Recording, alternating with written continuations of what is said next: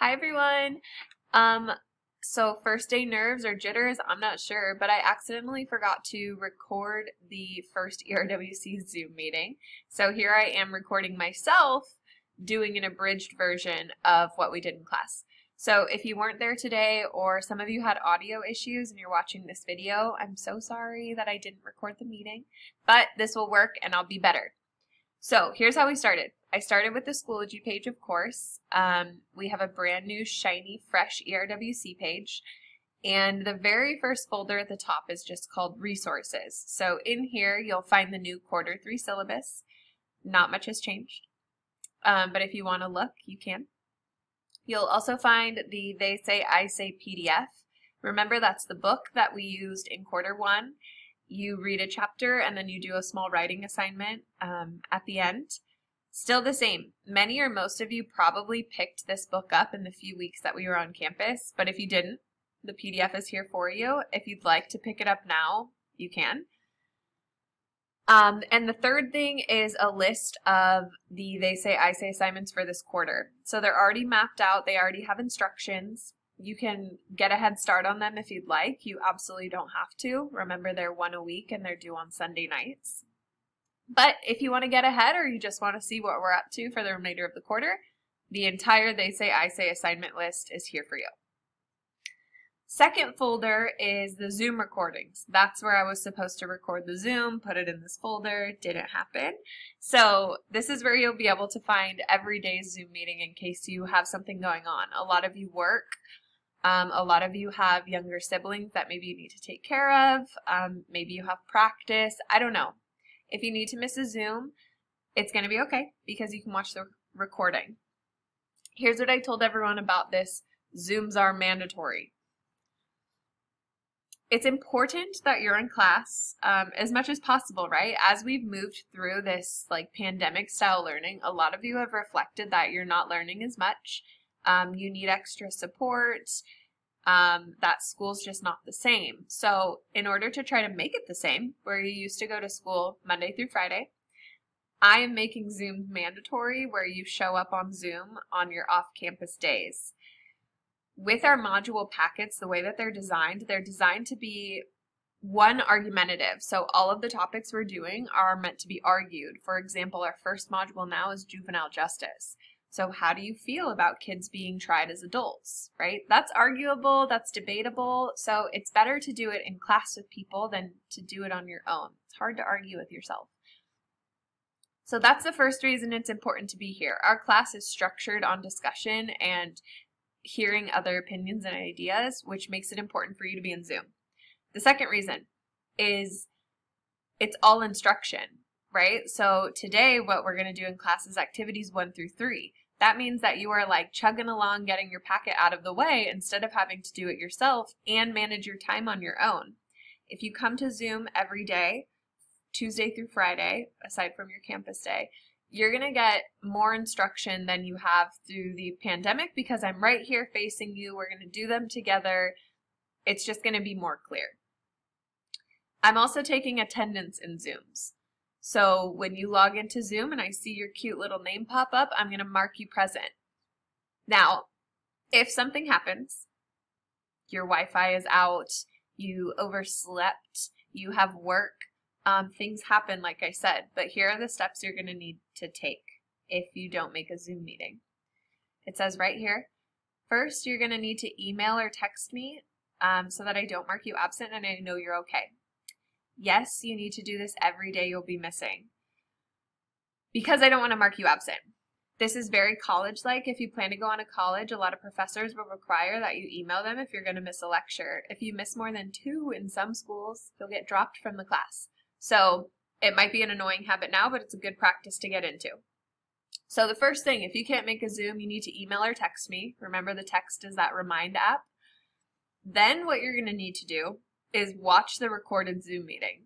So if I have the whole lesson posted, it's your responsibility to go watch that lesson if you need help on the assignment. Of course, if you need extra help outside, then please contact me. Text me, email me, stay after class and get the extra help you need, but it's your responsibility to first watch the video. Okay, so those are the first two folders, just kind of housework stuff, get you back into the ERWC mind. The third folder is week 1, which is January 11th through 15th. We're now on Tuesday. And you'll see under here that there is a week overview video. It kind of explains what we're doing. There's a calendar. Here's the Zoom link, Tuesday through Friday at 10:20. And then here are your week 1 assignments. So because it's the first day and it's our very new module, I had you start off with a juvenile justice survey. So it's just a quick form. It asks you a couple questions that are really going to have to do with our unit, which is, should kids be tried as adults? If you haven't done this, please go back and do it. The second assignment is a no red ink. If you remember that from quarter 1, you should already be signed up. If something happened, please email me and we'll figure it out. And then there's an outside assignment here that I'll go over. Here's your they say, I say assignment, and here is your module. So in quarter 1, we had this really frustrating way of doing this, where you had a blank module and your module with all the questions, and you had to transfer back and forth, back and forth. And we got to realize, like, that's just so unnecessary. It's, you know, a waste of everyone's time. So good news is this quarter you do not need to write on the blank packet. Instead, you're just working directly on this one. It's going to make it so much easier. The second note is that each week your packet will be found in the current week's folder. If you remember, in ERWC quarter 1, we had folders for weeks and folders for modules. That's not going to be the case anymore. Every time you log in, your module is going to be right in that current week. So by the time we get a couple weeks going, we will only have 9 of these folders. Week 1, week 2, week 3, week 4, and every week I'm just going to manually take your modules and slide them on into the next one. Hopefully that's another way of just making things a little bit easier for you. This is a really stressful, hard way of being in school, so the more tips and tricks I can get to make it easier, I'm going to try with you. So that is our Schoology setup. What I'm going to do with you very quickly and abridged is show you what we did in class. A lot of it was class discussion, which again, I'm so sorry that I didn't record. But the first thing we did is we talked about some of the major questions of our unit, which could be found in your survey. So we started by talking about these questions. Do you think that juvenile offenders should be ever be prosecuted as adults? You had already answered, and what I did is I pulled up the results. Let me show you. I pulled up the results so you could kind of see how your classmates were feeling about those answers.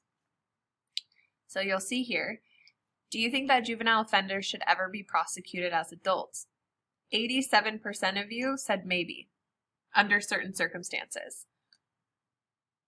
2 of you, or 8%, said yes, they should, and 1 person, who we found out was Sarah, said no, they shouldn't be prosecuted as adults. So I'm going to post this information on Schoology for you guys this week. But what we did is we went through these questions and kind of read some of the answers as to why people think maybe they should be tried as adults. Or should an offender younger than 18 ever receive a sentence of life imprisonment without parole? And we talked about why people might answer these, or what the special circumstances are that would enable a child to be prosecuted as an adult. So I'm going to get all of these results and put them into a little document, and I'll end up posting that on Schoology. So you don't really need to worry about this right now, as long as you filled in your survey, because it is going to be class points. So there's 24. That means there's about 12 of you who need to fill it out. What we did after that, after we discussed the questions, we kind of got a feel for what the module is going to be about, right? You need to decide and define, should a child be tried as an adult? So together in class, we started our module packet, which looks like this.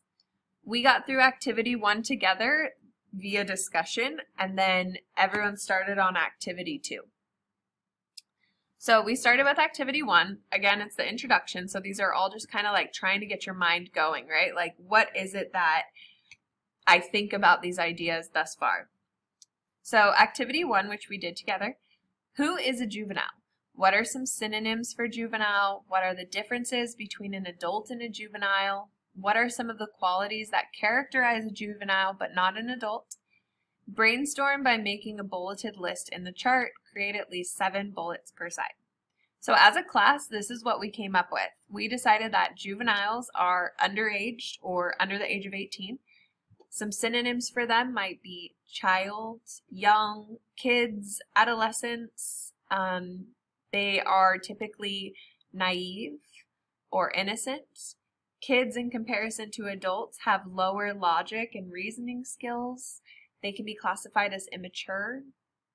And then we said that they're dependent, right? They depend on their parents and they depend on people around them for support and for guidance and basic rights.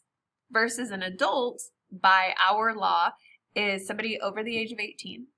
We assumed that they are more grown or mature than a juvenile because they have more experience, right? They have more life experience. They have more rights. They're able to vote. They can join the army. They can gamble. They can rent cars. All of that stuff comes with being an adult. They typically have way more responsibilities, right? You have to pay bills. You have a home. You may have kids or a family, which can lead to stress. And unlike children, they're independent. So we spent some time in class deciphering the differences. We know the difference between kids and adults, but we're trying to dig a little bit further. Like, what actually separates them? The lower reasoning and logic is a good one. More responsibilities for an adult, like children have a lack of awareness for what's going on around them or consequences.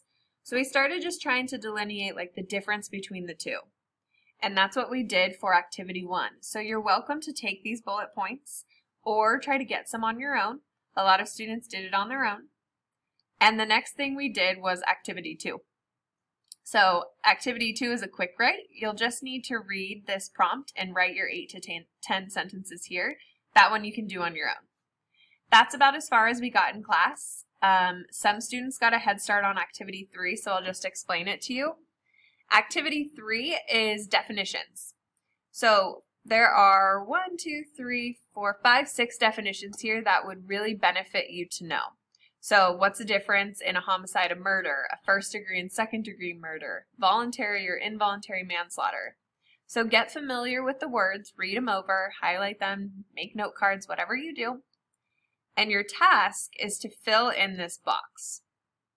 So directions, read the following scenario and fill in the boxes, and there's an example done for you. So what you'll need to do is read the situation. You'll need to decide the crime or conviction. So is it a first degree murder? Is it a second? Is it voluntary? And then decide how this person should be sentenced. So should they be sentenced to life? Should they be sentenced to a rehab facility? Should they go 10 years with probation? Should they be let off the hook? So it's your decision. You decide the crime or conviction. That one has a yes or no right answer. And then you decide how you believe they should be sentenced.